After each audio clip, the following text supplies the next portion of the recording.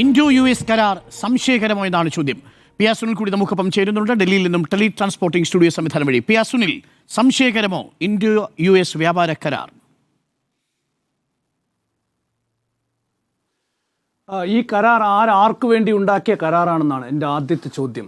ഇത് ഇന്ത്യയിലെ ജനങ്ങൾക്ക് വേണ്ടി, ഇന്ത്യയിലെ കർഷകർക്ക് വേണ്ടി, ഇന്ത്യയിലെ വ്യവസായികൾക്ക് വേണ്ടി നരേന്ദ്രമോദി ഡൊണാൾഡ് ട്രംപുമായി ഉണ്ടാക്കിയ കരാറാണോ, അതോ അമേരിക്കയിലെ കർഷകർക്കും വ്യവസായികൾക്കും വേണ്ടി ഇത് ഡൊണാൾഡ് ട്രംപ് മോദിയുമായി ഉണ്ടാക്കിയ കരാറാണോ എന്നതാണ് ചോദ്യം.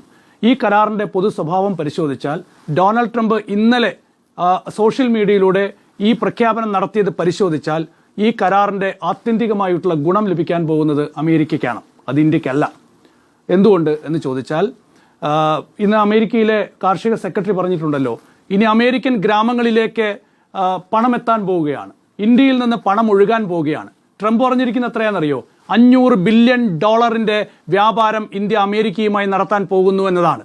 $500 ബില്യൺ എന്ന് പറയുമ്പോൾ ഏതാണ്ട് 43-44 ലക്ഷം കോടി രൂപയാണ്. അപ്പോൾ അത്രയും കോടി രൂപയുടെ വ്യാപാരം ഇന്ത്യ അമേരിക്കയുമായി നടത്താൻ പോകുന്നു. അമേരിക്കയിൽ നിന്ന് അത്രയും ഉൽപ്പന്നങ്ങൾ ഇന്ത്യയിലേക്ക് ഇറക്കുമതി ചെയ്യാൻ പോകുന്നു എന്നതാണ്.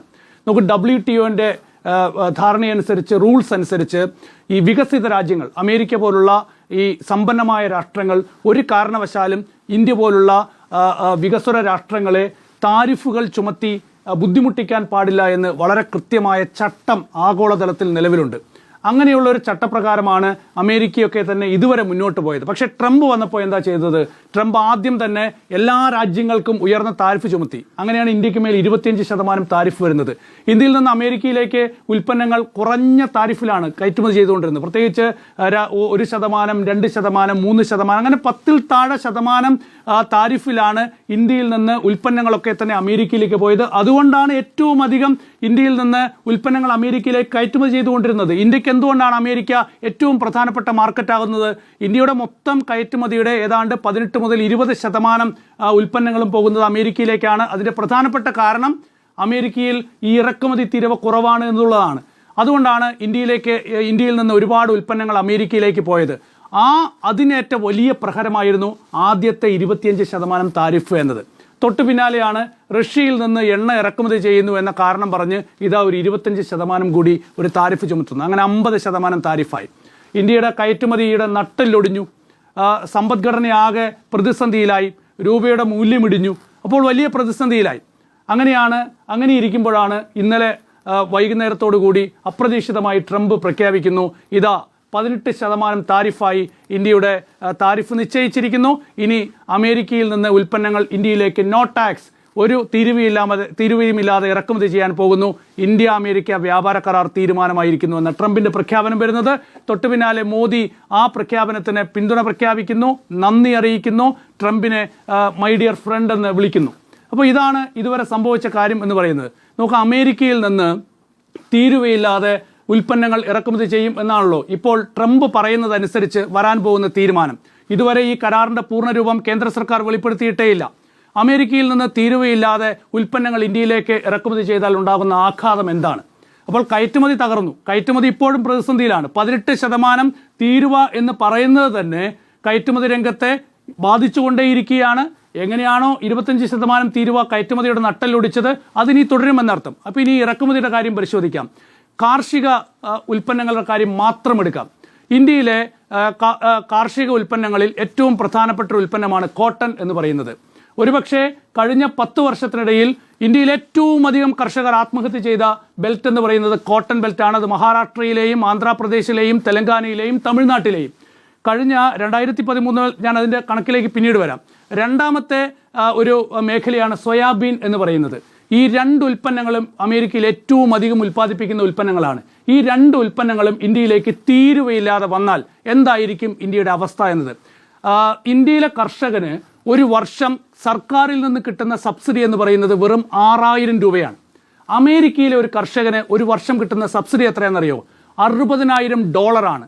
$60,000 എന്ന് പറഞ്ഞാൽ ഏതാണ്ട് 50-55 ലക്ഷം രൂപയാണ് ഒരു വർഷം അമേരിക്കയിലെ ഒരു കർഷകന് കിട്ടുന്നത്. അപ്പോൾ ഇന്ത്യയിലെ ഒരു കർഷകന് എത്ര കിട്ടുന്നു? വെറും 6000 രൂപ. 6000 രൂപയാണ് സർക്കാരിൻ്റെ ഭാഗത്തു നിന്നൊരു കർഷകന് ഇന്ത്യയിൽ കിട്ടുന്നത്. അപ്പോൾ കർഷകന് സർക്കാരിൽ നിന്ന് വലിയ സഹായമില്ല. ഇന്ത്യയിൽ കാർഷിക കടങ്ങൾ പെരുകുന്നു, കർഷക ആത്മഹത്യകൾ വർദ്ധിക്കുന്ന ഒരു സാഹചര്യം. അമേരിക്കയിൽ വലിയ സബ്സിഡി വാങ്ങി വിത്തും വെള്ളവും എല്ലാം സൗജന്യമായി കിട്ടി. അവിടുത്തെ കർഷകർ, അത് വളരെ കുറച്ച് ശതമാനമുള്ളൂ, വെറും 18-19 ലക്ഷം കർഷകരാണ് അമേരിക്കയിൽ ആകെയുള്ളത്. പക്ഷേ ഇന്ത്യയിലുള്ള കർഷകരുടെ എണ്ണം നോക്കിയാൽ ഏതാണ്ട് 18, 19, 20 കോടി വരും ഇന്ത്യയിലെ കർഷകരുടെ എണ്ണം. ഇന്ത്യ എന്ന് പറയുന്ന ഒരു കാർഷിക രാജ്യമാണ്. ഇന്ത്യയിലെ ഒരു 57 മുതൽ 60% വരെ ജനങ്ങൾ കൃഷിയെ ആശ്രയിച്ച് ജീവിക്കുന്നവരാണ്. എന്ന് വെച്ചാൽ 140 കോടി ജനങ്ങളിൽ ഏതാണ്ട് 60% ആളുകൾ എന്ന് പറയുമ്പോൾ ഏതാണ്ട് 80-85 കോടി ആളുകൾ കൃഷിയെ ആശ്രയിച്ച് ജീവിക്കുന്നവരാണെന്ന് അർത്ഥം. അപ്പോൾ ആ മേഖലയിലെ മുഴുവൻ ജനങ്ങളെയുമാണ് ഇത് ബാധിക്കാൻ പോകുന്നത്. അതായത് അമേരിക്കയിലെ 18-19 ലക്ഷം വരുന്ന കർഷകർ മുഴുവൻ സബ്സിഡി വാങ്ങി അവിടെ ഉണ്ടാക്കുന്ന ഉൽപ്പന്നങ്ങൾ ഇന്ത്യയിലേക്ക് തീരുവയില്ലാതെ ഇറക്കുമതി ചെയ്യുമ്പോൾ ഇവിടെ ഒരു സബ്സിഡിയും ഇല്ലാതെ പട്ടിണി കിടന്ന് കർഷകൻ ഉണ്ടാക്കുന്ന വിളവിന് വില കിട്ടാതെ ഇനിയും കൂടുതൽ കർഷകർ ആത്മഹത്യ ചെയ്യുന്ന സാഹചര്യത്തിലേക്ക് പോകും. എത്രയോ കാലമായി കർഷകരുടെ കടങ്ങൾ എഴുതിത്തള്ളണം എന്ന് ഇവിടുത്തെ കർഷക സംഘടനകളൊക്കെ ആവശ്യപ്പെടുന്നുണ്ട്. സർക്കാർ അത് അംഗീകരിച്ചോ? ഇല്ല. ഞാൻ ഒരു കണക്ക് മാത്രം പറയാം. 2013 മുതൽ 2022 വരെ മറാഠ ബെൽറ്റിൽ മാത്രം 26,000 കർഷകർ ആത്മഹത്യ ചെയ്തു. 2024 ജനുവരി 1 മുതൽ ഡിസംബർ 31 വരെ 2,706 കർഷകർ ആത്മഹത്യ ചെയ്തു.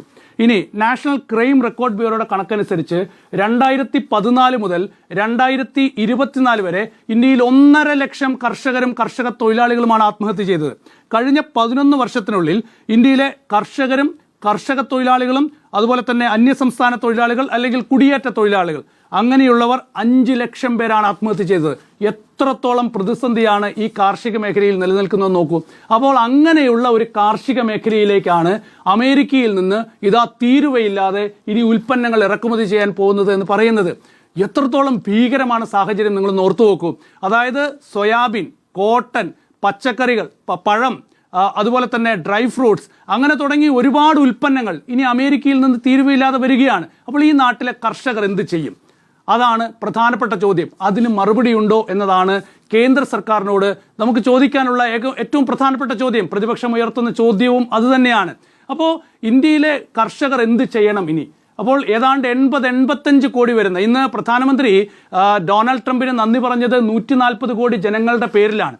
ആ 140 കോടി ജനങ്ങളുടെ പേരിൽ ഡൊണാൾഡ് ട്രംപിന് നന്ദി അറിയിച്ച പ്രധാനമന്ത്രി ഈ 85 കോടി വരുന്ന ഈ കർഷകരുടെ കാര്യത്തിൽ എന്ത് മറുപടിയാണ് പറയാൻ പോകുന്നത്? ഒരു പ്രധാനപ്പെട്ട ചോദ്യമല്ലേ. ഈ കോട്ടൺ കർഷകർക്ക് ഇനിയും ആത്മഹത്യ ചെയ്യേണ്ടി വരില്ലേ? കഴിഞ്ഞ ഒക്ടോബർ മാസത്തിൽ കോട്ടൻ്റെ തീരുവ 0 അതായത് തീരുവയില്ലാതെ കോട്ടൺ ഇറക്കുമതി ചെയ്യാൻ തീരുമാനിച്ചു. 40 ദിവസത്തിനുള്ളിൽ മഹാരാഷ്ട്രയിൽ 6 കർഷകരാണ് ആത്മഹത്യ ചെയ്തത്. 40 ദിവസത്തിനുള്ളിൽ 6 കർഷകർ. അപ്പോൾ കഴിഞ്ഞ ഒക്ടോബർ മാസത്തിൽ എടുത്തൊരു തീരുമാനത്തിൻ്റെ പേരിൽ വിത്തിൻ 1 മാസമോ 40 ദിവസത്തിനുള്ളിൽ 6 കർഷകർ ആത്മഹത്യ ചെയ്തു. അതാണ് നമ്മുടെ കാർഷിക മേഖലയിലെ അവസ്ഥ എന്ന് പറയുന്നത്. ഇത്തവണത്തെ ബജറ്റിൽ നമ്മൾ നേരത്തെ ചൂണ്ടിക്കാണിച്ചിട്ടുണ്ട്, രാസവളത്തിൻ്റെ സബ്സിഡി 15,000 കോടി രൂപയാണ് വെട്ടിക്കുറച്ചത്. അതാണ് നമ്മുടെ കാർഷിക മേഖലയിലെ അവസ്ഥ എന്ന് പറയുന്നത്. അപ്പോൾ ഈ ഒരു യാഥാർത്ഥ്യം നിലനിൽക്കുകയാണ്. ഒരു തീരുവയുമില്ലാതെ അമേരിക്കയിൽ നിന്ന് ഇനി കാർഷിക ഉൽപ്പന്നങ്ങളടക്കം ഇന്ത്യയിലേക്ക് വരാൻ പോകുന്നത് എന്നത് എത്രത്തോളം ഭീകരമായ അവസ്ഥയാണ്. ഇനി ഒരു കാര്യം പറയാം, ഇത് പാർലമെന്റ് നടക്കുന്ന സമയമാണല്ലോ. സ്വാഭാവികമായും ഒരു കേന്ദ്രമന്ത്രിസഭാ യോഗം ചേർന്നാൽ പോലും ആ തീരുമാനങ്ങൾ പുറത്ത് പ്രഖ്യാപിക്കാൻ പാടില്ല. പാർലമെന്റ് നടക്കുകയാണെങ്കിൽ അത് പാർലമെന്റിനെ അറിയിക്കണം ആദ്യം എന്നതാണ് വ്യവസ്ഥ, എന്നതാണ് കീഴ്വഴക്കം എന്ന് പറയുന്നത്. ഇതൊരു അന്താരാഷ്ട്ര കരാറാണ്. ആ അന്താരാഷ്ട്ര കരാർ ഒപ്പുവെച്ചിട്ട് ആ കരാറുമായി ബന്ധപ്പെട്ട് എന്തെങ്കിലും ഒരു വിവരം ഇതുവരെ പാർലമെന്റുമായി പങ്കുവയ്ക്കാൻ കേന്ദ്ര സർക്കാർ തയ്യാറായിട്ടുണ്ടോ? ഇപ്പോൾ പോലും ഇതെന്താണ് കരാർ, ഇതിൽ എന്തൊക്കെയാണ് ഉള്ളത് എന്നത് സംബന്ധിച്ച് എന്തെങ്കിലും ഒരു വിശദാംശം കേന്ദ്ര സർക്കാർ പറയുന്നുണ്ടോ? ഇന്ന് പാർലമെന്റിൽ പ്രസ്താവന നടത്തും എന്ന് രാവിലെ, അതായത് കേന്ദ്ര സർക്കാർ പ്രസ്താവന നടത്തും എന്ന് രാവിലെ കേന്ദ്രമന്ത്രി JP നദ്ദ രാജ്യസഭയിൽ പറഞ്ഞു. രാജ്യസഭ ഇന്ന് വൈകിട്ട് വരെ മുടങ്ങിയിട്ടില്ല കേട്ടോ. പക്ഷേ വൈകിട്ട് 5:15 ഓൺലൈൻ വഴിയാണ് കേന്ദ്ര വാണിജ്യ മന്ത്രി പീയൂഷ് ഗോയൽ ഒരു പ്രസ്താവന നടത്തുന്നത്. ഓൺലൈൻ വഴി, നേരിട്ടുമല്ല. കാരണം നേരിട്ട് വന്നാൽ ചോദ്യങ്ങൾക്ക് മറുപടി പറയേണ്ടി വരും. അതുകൊണ്ട് ഓൺലൈൻ വഴി ഒരു പ്രസ്താവന നടത്തുകയാണ്. ആ പ്രസ്താവനയിൽ പറഞ്ഞ എന്താണെന്നറിയോ? പാർലമെന്റിൽ പ്രസ്താവന നടത്തണം എന്ന് വിചാരിച്ചു, പക്ഷെ നടത്താൻ കഴിഞ്ഞില്ല. എന്താണ് കാരണം? രാഹുൽ ഗാന്ധിയുടെ നേതൃത്വത്തിൽ പാർലമെന്റ് തടസ്സപ്പെടുത്തി. അതുകൊണ്ട് പാർലമെന്റിൽ പ്രസ്താവന നടത്താൻ പറ്റിയില്ല എന്നാണ്. രാജ്യസഭ നടക്കുന്നുണ്ട്. രാജ്യസഭയിൽ വന്ന് 5:15 പീയൂഷ് ഗോയലിന് പ്രസ്താവന നടത്താമായിരുന്നു, പക്ഷെ നടത്തിയില്ല. ഓൺലൈൻ വഴി നടത്തിയ ഈ ഒരു പ്രസ്താവനയിൽ ആകെ 1-2 വരി മാത്രമാണ് വാണിജ്യ കരാറിനെ കുറിച്ച്, ഈ വ്യാപാര കരാറിനെ കുറിച്ച് പറഞ്ഞത്. ബാക്കിയെല്ലാം രാഹുൽ ഗാന്ധി, ഇടതുപക്ഷ പാർട്ടികൾ, സമാജ്വാദി പാർട്ടി, തൃണമൂൽ കോൺഗ്രസ്, ഈ പാർട്ടികളൊക്കെ പാർലമെന്റിനെ അട്ടിമറിക്കുന്നു, പാർലമെന്റിന്റെ റൂൾസ് വയലേറ്റ് ചെയ്യുന്നു എന്നൊക്കെ പറഞ്ഞ് ഒരുപാട് രാഷ്ട്രീയ ആരോപണങ്ങൾക്കപ്പുറത്ത് ഈ വ്യാപാര കരാർ എന്താണെന്ന് മാത്രം പറഞ്ഞില്ല. ഇന്ത്യയിലെ ജനങ്ങൾക്ക് മുഴുവൻ ഗുണം ചെയ്യുന്ന ഒരു കരാറാണ് എന്ന് മാത്രം പറഞ്ഞുകൊണ്ട് ഡൊണാൾഡ് ട്രംപ് പറഞ്ഞതുപോലെ, മോദി പറഞ്ഞതുപോലെ ഒരു ഒഴുക്കൻ ഭാഷയിൽ ഈ ഒരു കാര്യം പറഞ്ഞു വെച്ച് മടങ്ങിപ്പോയി. നോക്കൂ, എന്താണ് ഈ കരാർ? ഇപ്പോൾ യൂറോപ്യൻ യൂണിയനുമായി ഇന്ത്യ കരാർ ഒപ്പുവെച്ചല്ലോ. ആ കരാറിലും എന്തൊക്കെയാണ് ആ കരാറിലുള്ളതെന്ന കാര്യം ഇപ്പോഴും വ്യക്തമല്ല. അതും പാർലമെന്റിൽ ടേബിൾ ചെയ്തിട്ടില്ല. ഒരു അന്താരാഷ്ട്ര കരാർ, ഒരു വ്യാപാര കരാർ ഒപ്പുവെച്ചിട്ട് ആ വ്യാപാര കരാറിന്റെ വിവരം പോലും ഇതുവരെയും പാർലമെന്റിൽ ടേബിൾ ചെയ്തിട്ടില്ല. അതിന് പിന്നാലെയാണ് ഇപ്പോൾ ഇന്ത്യ US ഡീലായി എന്ന് പറയുന്നത്. അതും പാർലമെന്റിൽ ടേബിൾ ചെയ്തിട്ടില്ല. അപ്പോൾ പ്രതിപക്ഷം ചോദിക്കുന്ന ചോദ്യമാണ്, ഇന്ത്യയെ ഡൊണാൾഡ് ട്രംപിന് വിറ്റോ, അമേരിക്കയ്ക്ക് വിറ്റോ? ഏതാണ്ട് ആ ഒരു സാഹചര്യത്തിലേക്കല്ലേ വിരൽ ചൂണ്ടുന്നത്? ആ ഒരു സാഹചര്യത്തിലേക്കല്ലേ കാര്യങ്ങൾ വരുന്നത്? ഇന്ന് ഒരുപാട് പ്രതിപക്ഷ അംഗങ്ങൾ പാർലമെന്റിൽ ചോദിക്കുന്നുണ്ട്, സറണ്ടർ മോദിയായോ എന്ന് ചോദിക്കുന്നുണ്ട്.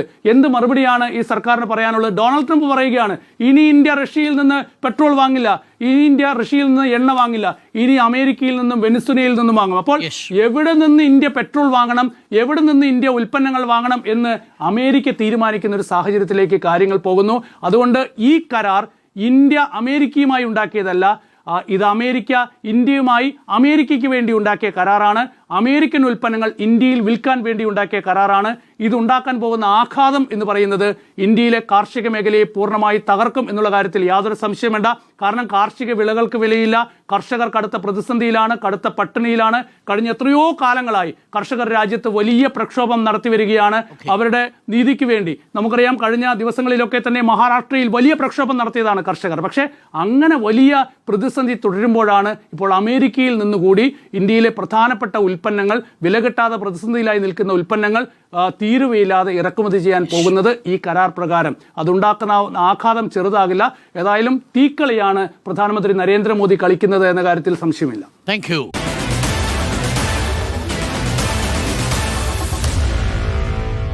Meet the editors.